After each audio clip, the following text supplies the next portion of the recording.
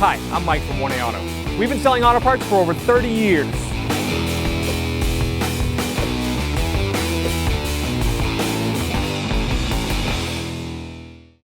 To take the lift glass struts out, have a friend support this lift glass or use something to support the glass.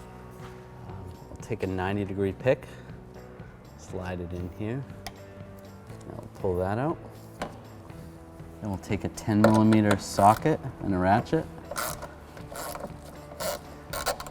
Take this nut off here. And then this one down here.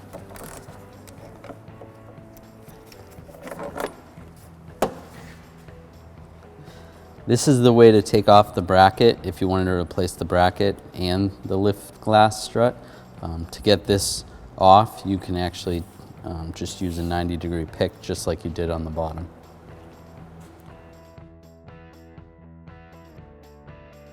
To reinstall this, we're going to slide this over the studs, take our nuts, slip the nuts on, tighten these down, snug them down with our ratchet.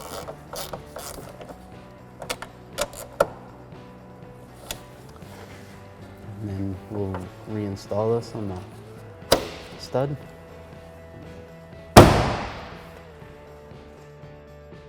Thanks for watching.